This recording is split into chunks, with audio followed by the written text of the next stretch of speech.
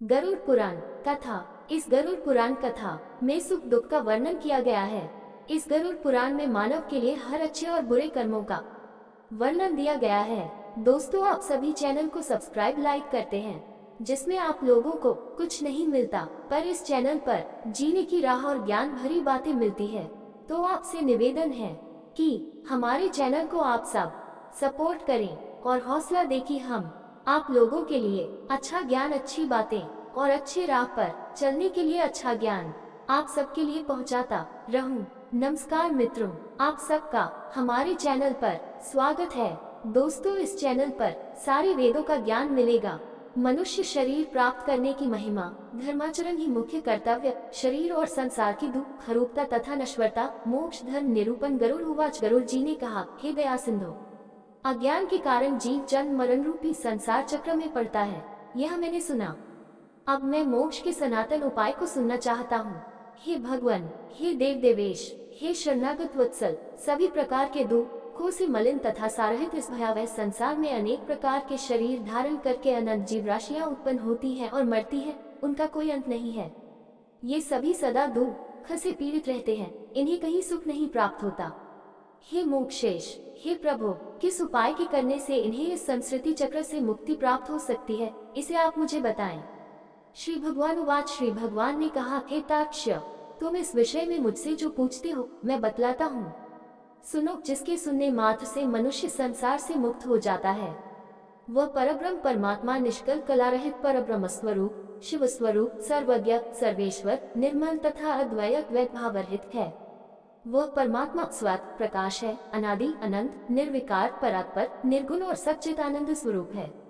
ये जीव उसी का अंश है।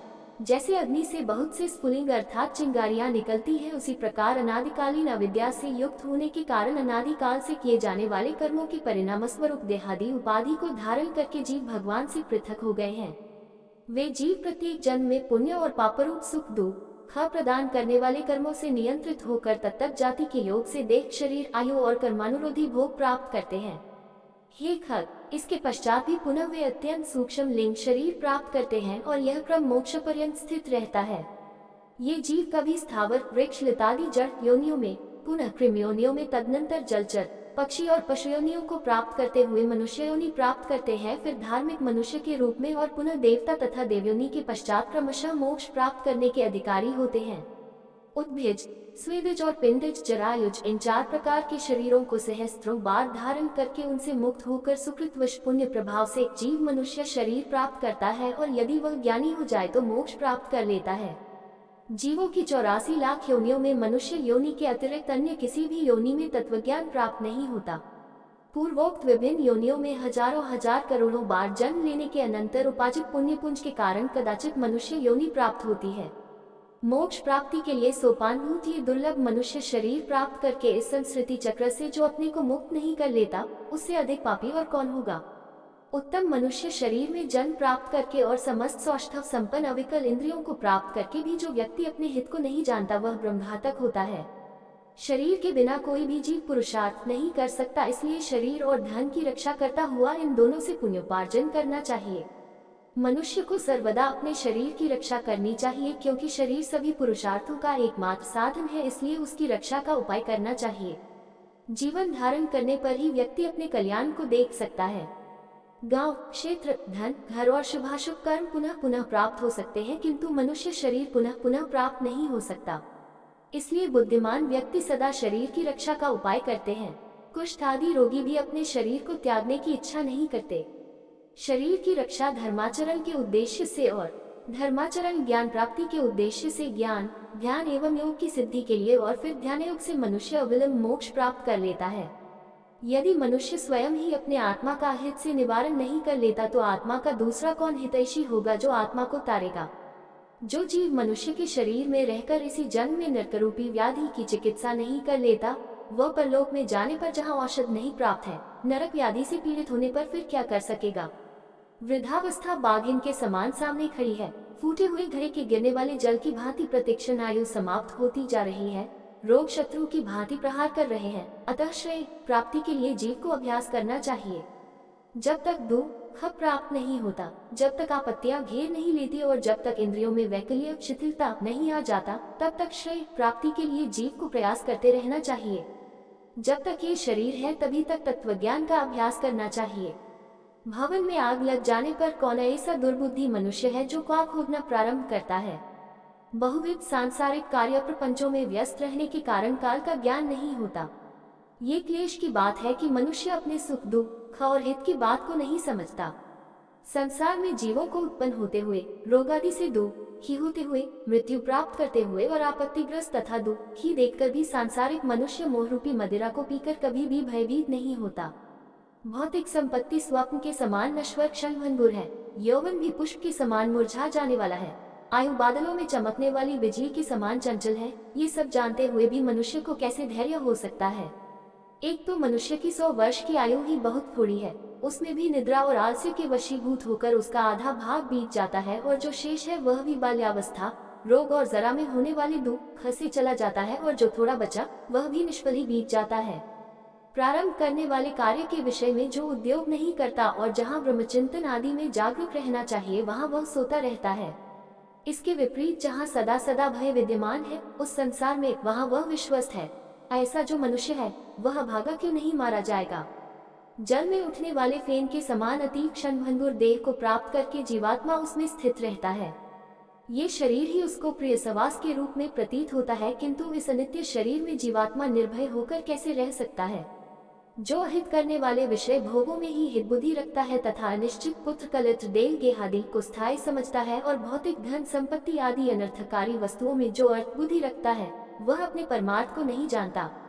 जो ये जगत किसी का नहीं हुआ ऐसा देखते हुए भी गिर रहा है और आत्मज्ञान विषयक वचनों को सुनते हुए भी जिसे बोध नहीं होता, पढ़ करके भी उसका अर्थ नहीं समझता, ऐसा इसलिए होता है कि जीव भगवान की माया से मोहित है।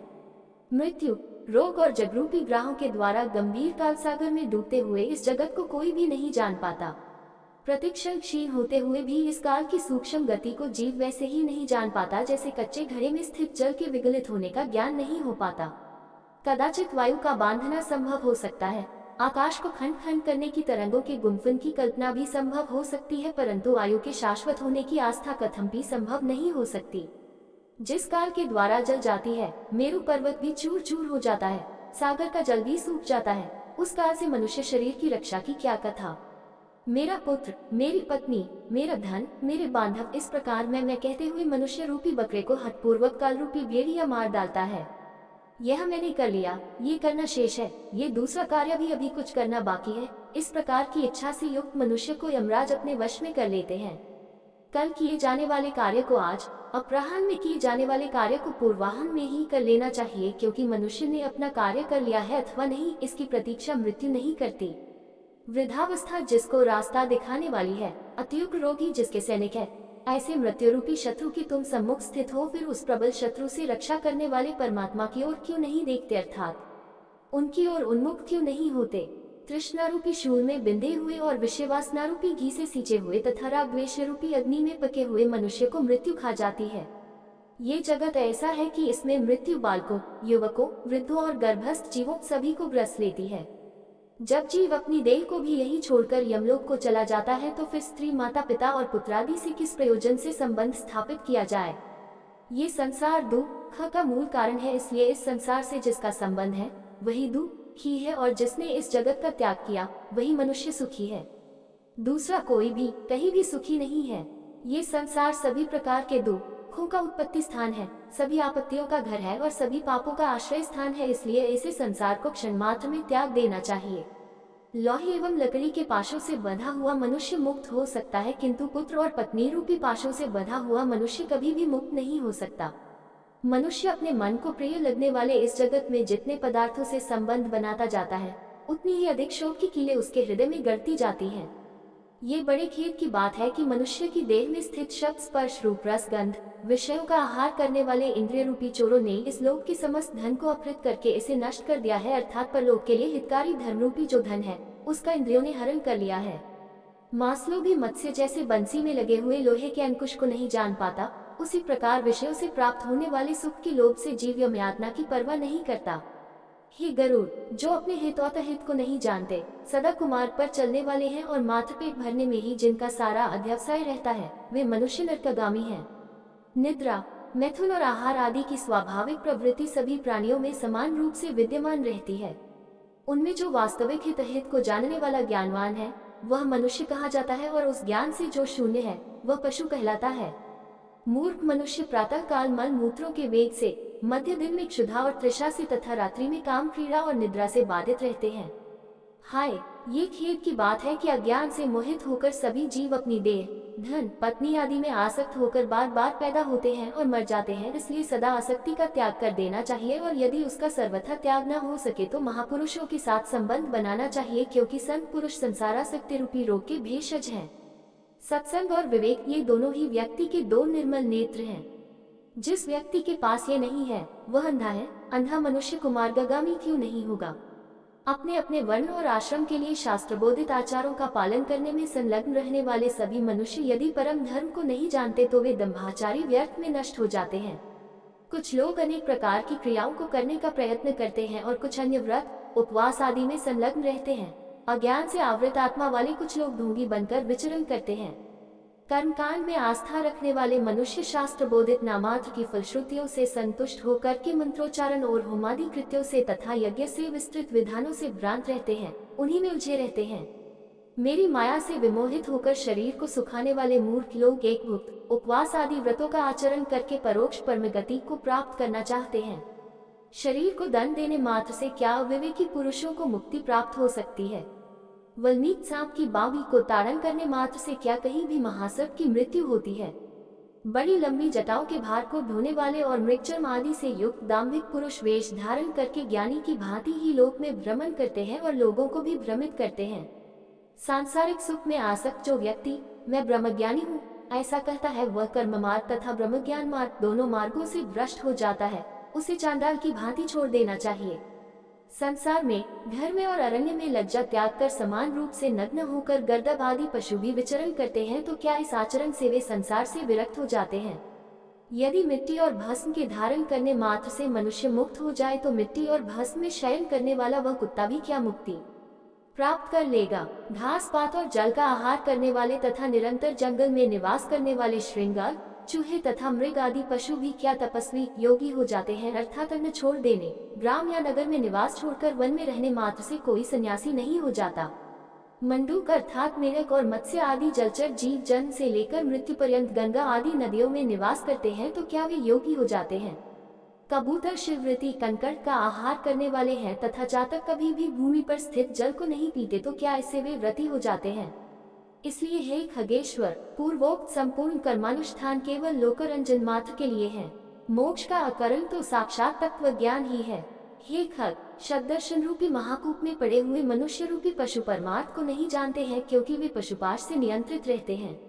वेद और शास्त्र रूपी घोर समुद्र में इधर उधर ले जाए जाते हुए कुतार्किक व्यक्ति षडूर्मियों, क्षुधा, पिपासा, शोक, मोह और जन्म मृत्यु को षडूर्मी कहा जाता है, से ग्रस्त होकर स्थित रहते हैं। वेद शास्त्र और पुराणों को जानने वाला भी जो मनुष्य परमार्थ को नहीं जानता, विडंबनाग्रस्त, उसका पूर्वोक्त संपूर्ण ज्ञान कोय के कांव कांव करने जैसा है। परम तत्व से परार्मुख जीव ये ज्ञान है, ये ज्ञेय है। इसी चिंता से व्याकुल होकर रात दिन शास्त्रों का अध्ययन करते हैं। काव्योचित अलंकारों से सुशोभित गद्य वाक्य रचना या छंदोबद्ध कविता की रचना करने पर भी विषयोपभोग के प्रति लालायित इंद्रियों वाले तत्वज्ञान रहित मूढ़ व्यक्ति नाना चिंताओं के कारण दुख ही रहते हैं। परम तत्व की प्राप्ति तो अन्य प्रकार से होती है, किंतु लोग अन्य प्रकार के उपाय करके क्लेश प्राप्त करते हैं। शास्त्र का भाव तो कुछ और होता है, परंतु वे उसकी व्याख्या कुछ दूसरे प्रकार से करते हैं। कुछ अहंकारी व्यक्ति गुरुपदेश आदि को प्राप्त न करके भी उन्मनी भाव के विषय में कहते हैं, पर वे स्वयं उसका अनुभव नहीं करते। बहुत से लोग वेद और शास्त्र का अध्ययन तो करते हैं और परस्पर एक दूसरे को बोध भी कराते हैं, तात्पर्य समझाते हैं, पर वे परम तत्वों के विषय में उसी प्रकार कुछ नहीं जानते जिस प्रकार कलछी पाकरस को नहीं जानती। पुष्प को धारण तो सिर करता है, किंतु उस पुष्प की गंध को नासिका ही जानती है। ठीक इसी प्रकार वेद और शास्त्र का अध्ययन में उसी प्रकार भटकता फिरता रह जाता है, जैसे कोई मूर्ख वाला अपनी कोख में बकरे को पकड़े रखने पर भी उसको खोजने के लिए कुएं में देखता है। संसार के मोह का नाश करने के लिए शास्त्र के शब्दों के अर्थ को जानना मात्र पर्याप्त नहीं है। दीपक की बात से कभी अंधकार की निवृत्ति नहीं हो सकती। बुद्धिहीन मनुष्य का पढ़ना अंधे व्यक्ति के दर्पण देखने के समान व्यर्थ है। अतः बुद्धिमान व्यक्ति को ही शास्त्रीय तत्वज्ञान का लक्षण हो सकता है, अर्थात बुद्धिमान को ही तत्वज्ञान लक्षित हो सकता है। जो ये ज्ञान यहाँ है इसे जानना चाहिए। इस प्रकार बुद्धि करके शास्त्र में प्रतिपाद्य सब कुछ सुनना चाहता है, वह 1000 दिव्य वर्षों की आयु प्राप्त करके भी शास्त्रों का अंत प्राप्त नहीं कर सकता। अनेक शास्त्र हैं, आयु अत्यल्प है, जिसमें करोड़ों विघ्न है। इसलिए जैसे हंस जल के मध्य से दूध को ग्रहण कर लेता है, उसी प्रकार बुद्धिमान व्यक्ति को भी शास्त्र के सार तत्व का ज्ञान प्राप्त करना चाहिए। वेद शास्त्रों का अभ्यास कर वहां से तत्वज्ञान प्राप्त करके बुद्धिमान मनुष्य को चाहिए कि जैसे धान चाहने वाला व्यक्ति धान ग्रहण करके पलाल अर्थात पुआल को छोड़ देता है, उसी तरह उसे भी अन्य सभी शास्त्रों को छोड़ देना चाहिए। जैसे अमृत से तृप्त व्यक्ति के लिए भोजन की कोई आवश्यकता नहीं होती, उसी प्रकार हे तार्क्ष्य, तत्वज्ञ को शास्त्र से कोई प्रयोजन नहीं होता। हे विंतात्मज, न वेदाध्ययन से मुक्ति प्राप्त होती है और न शास्त्रों के अध्ययन से ही। मोक्ष की प्राप्ति ज्ञान से ही होती है, किसी दूसरे उपाय से नहीं। जिस प्रकार मुक्ति के लिए न तो आश्रम धर्म का अनुष्ठान कारण है, न दर्शनों का अध्ययन कारण है, उसी प्रकार श्रौत स्मार्त कर्म भी कारण नहीं है। मात्र ज्ञान ही मोक्ष का उपाय है। गुरु का वचन ही मोक्ष देने वाला है, अन्य सब विद्याएं विडंबना मात्र है। लकड़ी के हजारों भारों की अपेक्षा एक संजीवनी ही श्रेष्ठ है। कर्म कांड और वेद शास्त्रादि के अध्ययन रूपी परिश्रम से रहित केवल गुरुमुख से प्राप्त अद्वैत ज्ञान ही कल्याणकारी कहा गया है। अन्य करोड़ों शास्त्रों को पढ़ने से कोई लाभ नहीं। वेदादि आगम शास्त्रों का अध्ययन तथा विवेक, इन दो साधनों से ज्ञान की प्राप्ति होती है। आगम से शब्द ब्रह्म का ज्ञान प्राप्त होता है और विवेक से परब्रह्म का ज्ञान प्राप्त होता है। कई विद्वान अद्वैत को वास्तविक परमतत्व स्वीकार करते हैं और कुछ अन्य विद्वज्जन द्वैत तत्व की ही प्रतिष्ठा चाहते हैं, किंतु द्वैत और अद्वैत से पृथक सभी के लिए समान रूप से स्वीकार्य परम तत्व को कोई नहीं जानता। न मम मेरा नहीं है और मम मेरा है, ये दो पद भावनाएं ही बंधन और मोक्ष के कारण हैं। मम बुद्धि करने से प्राणी बंधन को प्राप्त होता है और मेरा नहीं है इस प्रकार की भावना करने से मुक्त होता है। कर्म वही है जो बंधन का हेतु नहीं होता तथा विद्या वही है जो मोक्ष प्रदान करा दे, और इससे अतिरिक्त कर्म केवल श्रम मात्र के हेतु हैं जो शरीर के लिए क्लेशप्रद है, तथा अन्य प्रकार की विद्या शिल्प चातुर्य मात्र है। जब तक कर्म किए जाते हैं, जब तक संसार में आसक्ति रहती है, जब तक इंद्रियों का चांचल्य बना रहता है, तब तक तत्वज्ञान की बात ही कहाँ हो सकती है। जब तक देहाभिमान देह को अपना स्वरूप माना है, जब तक ममता रहती है, जब तक प्रयत्नों का वेग रहता है, जब तक संकल्प की कल्पना होती रहती है, जब तक मन स्थिर नहीं हो जाता, जब तक शास्त्र का चिंतन नहीं किया जाता तथा जब तक गुरु की कृपा नहीं प्राप्त होती, तब तक तत्वज्ञान की चर्चा ही कहाँ होती है। तप, व्रत, तीर्थ, जप, होम तथा पूजा आदि सत्कर्मों का अनुष्ठान तथा वेद शास्त्र और आगम की कथा तभी तक उपयोगी है जब तक जीव को तत्वज्ञान प्राप्त नहीं हो जाता। इसलिए हे तार्क्ष्य, यदि अपने मोक्ष की इच्छा हो तो सर्वदा संपूर्ण प्रयत्नों का सभी अवस्थाओं में निरंतर अनुष्ठान करके तत्वज्ञान की प्राप्ति में संलग्न रहना चाहिए। जो प्राणी आदि भौतिक, आदि दैविक, आध्यात्मिक तापत्रय से सदा संतप्त रहता है, उसे मोक्ष वृक्ष की छाया का आश्रय करना चाहिए। जिस मोक्ष वृक्ष का पुष्प धर्म और ज्ञान स्वरूप है तथा फल स्वर्ग एवं मोक्ष है, इसलिए श्री गुरु मुख से आत्म तत्व विषयक ज्ञान प्राप्त करना चाहिए। ज्ञान हो जाने पर प्राणी इस घोर संसार बंधन से सुखपूर्वक मुक्त हो जाता ही। हे तार्क्ष्य, मैं तत्वज्ञानी पुरुष के द्वारा किए जाने वाले अंतिम कृत्य के विषय में तुम्हें बताता हूँ, सुनो। जिस उपाय को करके जीव को ब्रह्म निर्वाण संज्ञित मोक्ष की प्राप्ति होती है, अंतकाल के आ जाने पर पुरुष भय छोड़कर अनासक्ति रूपी शस्त्र से देह गेहादि विषयक ममत्व को काट डाले। वह धीर पुरुष घर से निकलकर पवित्र तीर्थ के जल में स्नान करके पवित्र और एकांत देश में विधिवत आसन लगाकर बैठ जाए और शुद्ध परम त्रिवृत ब्रह्माक्षर अर्थात ओंकार का मन से अभ्यास करे तथा ब्रह्मीज स्वरूप ओंकार का निरंतर स्मरण करके श्वास को जीतकर मन को नियंत्रित करे। बुद्धि रूपी सारथी की सहायता से मन रूपी लगाम के द्वारा इंद्रियों को विषयों से निगृहीत कर ले और कर्मों के द्वारा आक्षिप्त मन को बुद्धि की सहायता से शुभ अर्थ में अर्थात परब्रह्म के चिंतन में लगा दे। मैं ब्रह्म हूँ, मैं परम धाम हूँ और परम पदरूपी ब्रह्म मैं हूँ, ऐसी समीक्षा करके अपनी आत्मा को निष्कल परमात्मा में लगा दे और ओम इस एकाक्षर ब्रह्म का उच्चारण करता हुआ तथा मेरा स्मरण करता हुआ जो मनुष्य देह त्याग करता है, वह इस संसार से तर जाता है और परम गति प्राप्त करता है। मान और मोह से रहित तथा आसक्ति से उत्पन्न होने वाले दोषों को जीत लेने वाले, सुख दुख आदि द्वंद्वों से मुक्त ज्ञानी पुरुष उस शाश्वत अविनाशी परम पद को प्राप्त होते हैं। जो व्यक्ति राग और द्वेष रूपी मलों का अपहरण करने वाले ज्ञान रूप जलाशय और सत्य स्वरूप जल वाले मानस तीर्थ में स्नान करता है, वह मोक्ष प्राप्त कर लेता है। जो प्रौढ़ वैराग्य को धारण करके अन्य भावों का परित्याग कर केवल मद्विषयक भावना के द्वारा मेरा भजन करता है, ऐसा पूर्ण दृष्टि रखने वाला अमलांतरात्मा संधि मोक्ष को प्राप्त होता है। तीर्थ में मृत्यु हो जाए, इस उत्कंठा से उत्सुक होकर जो अपने घर का परित्याग करके तीर्थ में निवास करता है और मुक्ति क्षेत्र में मरता है, वही मोक्ष प्राप्त करता है। अयोध्या, मथुरा, कंखल, हरिद्वार, काशी, कांची, अवंतिका और द्वारावतीपुरी, ये 7 पुरियां मोक्ष देने वाली हैं। हे तार्क्ष्य, मैंने सनातन मोक्ष धर्म को तुम्हें बता दिया। ज्ञान और वैराग्य के सहित इसे सुनकर पुरुष मोक्ष प्राप्त करता है। तत्वज्ञ पुरुष मोक्ष प्राप्त करते हैं, धार्मिक पुरुष स्वर्ग को प्राप्त होते हैं। पापियों की दुर्गति होती है और पशु पक्षी आदि पुनः पुनः जन्म मरण रूपी संसार में भ्रमण करते हैं।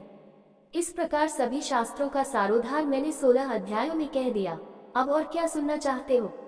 सूतोवाच, सूत जी ने कहा, हे राजन, गरुड़ जी ने भगवान के मुख से ऐसा वचन सुनकर उन्हें बार बार प्रणाम करके अंजलि बांधकर इस प्रकार कहा। गरुड़ जी ने कहा, हे देवाधिदेव भगवान, हे नाथ, हे प्रभु, अपने अमृतमय वचनों को सुनाकर आपने मुझे भवसागर से तार दिया है।